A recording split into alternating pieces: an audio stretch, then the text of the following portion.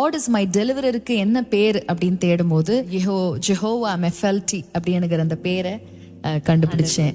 ஆண்டவர் கொடுத்த பிற்பாடு God's told me in 2017 I will give you songs of deliverance அப்படின்னு சொன்னார். அது சொல்லும்போது நான் இருதயத்துல நான் யோசிச்ச காரியம், ஆண்டவரே எனக்கு தமிழே தெரியாதே, நான் என்ன ஆண்டவரே பாட்டு எழுத போறேன், எனக்கு மியூசிக்கும் தெரியாதே.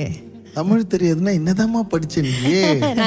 நாங்க ரெண்டு பேருமே ஸ்கூல்ல வந்து தமிழ் படிக்கலப்பா. 8th ஸ்டாண்டர்ட் வரைக்கும் ஹிந்தி படிச்சேன், செகண்ட் லாங்குவேஜ். 9thல இருந்து பிரெஞ்சு. வரைக்கும் அது எனக்கு ஆச்சரியமா இருக்கிறது. ஆண்டவர் வந்து அந்த விடுதலையின் பாடல்கள் கொடுப்பேன்னு சொன்ன நாள்ல இருந்து நான் கர்த்தருடைய சமூகத்துல காத்திருக்கும் போதெல்லாம் ஒரு பாடலும் எழுதும் போது பயங்கர ஸ்ட்ரகிள் இருந்துச்சு. என்கிற பாடலை எழுதும் போது கிட்டத்தட்ட நான் அது ஒரு 4-5 அடிக்கு தூக்கி விசிறி எறியப்பட்டேன். அப்போ எனக்கு பிசாசு டைரக்டா சொன்ன ஒரு காரியம், you cannot bring this name out. ஆனாலும் நம் தேவன் பெரியவர், அவர் விடுக்கிறவர். அப்போ மெஃபல்டி அப்படி நம்ம சொல்லும் பொழுது அவர் விடுவிக்கிறவர்.